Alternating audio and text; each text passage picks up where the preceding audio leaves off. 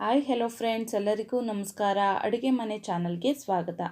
ನಾನಿವತ್ತು egg omelette ಮನೆಯಲ್ಲಿ ಹೇಗೆ ಸಿಂಪಲ್ಲಾಗಿ ಮಾಡೋದಂತ ತಿಳಿಸ್ಕೊಡ್ತೀನಿ. ಇದು ಆಲ್ಮೋಸ್ಟ್ ಎಲ್ರಿಗೂ ಗೊತ್ತಿರುತ್ತೆ, ಬಟ್ ಆದರೆ ಬ್ಯಾಚುಲರ್ಸ್ಗೆ ಯಾರಿಗಾದ್ರೂ ಗೊತ್ತಿಲ್ಲದೆ ಇರೋರಿಗೆ ಈಸಿ ಆಗಲಿ ಅಂತ ಈ ರೆಸಿಪಿ ವಿಡಿಯೋ ಮಾಡ್ತಾ ಇದ್ದೀನಿ. ಬನ್ನಿ ಹಾಗಾದರೆ ಎಗ್ ಆಮ್ಲೆಟ್ ಮಾಡೋದಕ್ಕೆ ಏನೇನು ಬೇಕು ಅಂತ ನೋಡ್ಕೊಂಬರೋಣ.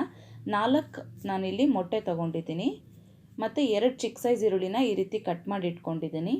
ಒಂದು 3 ಹಸಿರು ಮೆಣಸಿನ್ಕಾಯಿನ ಈ ರೀತಿ ಚಿಕ್ಕ ಚಿಕ್ಕದಾಗಿ ಕಟ್ ಮಾಡಿ ಇಟ್ಕೊಂಡಿದ್ದೀನಿ.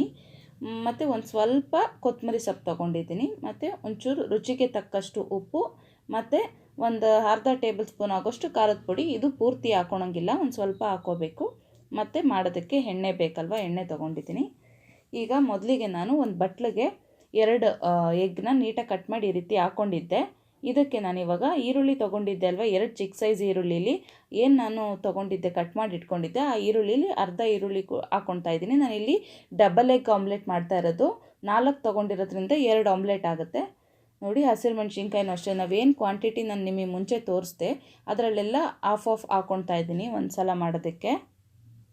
ಕೊತ್ತಂಬರಿ ಸೊಪ್ಪು, ಹಸಿರು ಮೆಣಸಿನ್ಕಾಯಿ, ಈರುಳ್ಳಿ.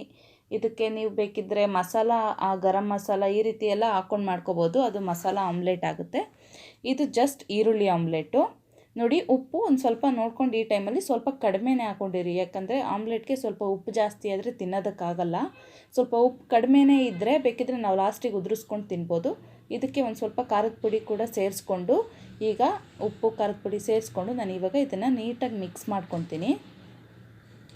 ನೀಟಾಗಿ ಈ ರೀತಿ ಅದು ಬೇಗ ಮಿಕ್ಸ್ ಆಗೋಲ್ಲ, ನೀವು ಪೇಷನ್ಸಿಂದ ಸ್ವಲ್ಪ ಜಾಸ್ತಿ ನೀಟಾಗಿ ಈ ರೀತಿ ಮಿಕ್ಸ್ ಮಾಡಿದ್ರೆ ಆವಾಗ ಈರುಳ್ಳಿ ಮೊಟ್ಟೆ ಎಲ್ಲ ನೀಟಾಗಿ ಮಿಕ್ಸ್ ಆಗುತ್ತೆ. ಇಲ್ಲಾಂದರೆ ಈರುಳ್ಳಿ ಒಂದು ಕಡೆ ಮೊಟ್ಟೆ ಒಂದು ಕಡೆ ಆ ರೀತಿ ಇರುತ್ತೆ.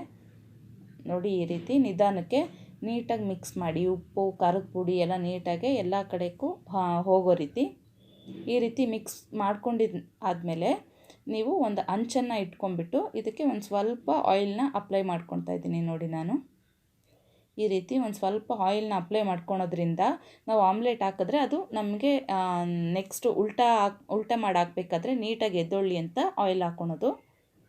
ನೋಡಿ, ಇವಾಗ ಹಂಚು ಕಾದಿದ ಮೇಲೆ ಆಯಿಲ್ ಹಾಕ್ಕೊಂಡೆ. ಆಯಿಲ್ ಹಾಕ್ಕೊಂಡಾಗಿದ್ದ ಕೂಡಲೇ ನಾನು ಇವಾಗ ಮೊಟ್ಟೆದು ಏನು ಮಿಕ್ಸ್ ಮಾಡ್ಕೊಂಡಿದ್ದೆ ಅದನ್ನು ಹಂಚಿನ ಮೇಲೆ ಹಾಕ್ಕೊಳ್ತಾ ಇದ್ದೀನಿ. ಈ ರೀತಿ ಫಸ್ಟು ಹೊರ್ಗಡೆಯಿಂದ ಹಾಕಿ ಆವಾಗ ಅದು ಕೆಳಗಡೆಗೆ ಒಂದು ಸ್ವಲ್ಪ ಮಧ್ಯಕ್ಕೆ ಅದೇ ಹರ್ಕೊಂಡು ಬರುತ್ತಲ್ಲ, ಅವಾಗ ನೀಟಾಗಿ ಬರುತ್ತೆ ಶೇಪು. ನೋಡಿ, ಈ ರೀತಿ ಫುಲ್ಲು ನೀಟಾಗಿ ನಮ್ಮ ಬಟ್ಲಲ್ಲಿ ಏನಿರುತ್ತೆ ಅದನ್ನೆಲ್ಲ ನೀಟಾಗಿ ಒಂದು ಸಲ ಹಿಂಗಂದು ಒಂದು ಈ ಥರ ಪ್ಲೇಟ್ ಏನಾದರೂ ಇದ್ದರೆ ಈ ಥರ ಪ್ಲೇಟ್ ಮುಚ್ಚಿಬಿಟ್ಟು ಒಂದು 2 ಮಿನಿಟ್ಸ್ ಕುಕ್ ಮಾಡಿ ಸಾಕು. ಇದು ಮೊಟ್ಟೆ ಆಮ್ಲೆಟ್ ಮಾಡಬೇಕಾದ್ರೆ ಮಾತ್ರ ಲೋ ಫ್ಲೇಮಲ್ಲಿ ಇಟ್ಕೊಂಡಿರಬೇಕು, ಇಲ್ಲಾಂದರೆ ಈರುಳ್ಳಿ ಎಲ್ಲ ಬೇಯಲ್ಲ.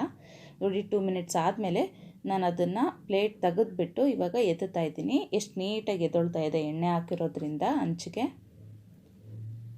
ನೋಡಿ, ಇವಾಗ ಇಷ್ಟ ಆಗಿದ್ರೆ ಸಾಕು. ನೋಡಿ, ಇವಾಗ ಈ ಥರ ಬಂದಿದ್ರೆ ಗೋಲ್ಡನ್ ಬ್ರೌನು ಸಖತ್ತಾಗಿ ಆಗಿದೆ ನಮ್ಮ ಆಮ್ಲೆಟ್ ಅಂತ.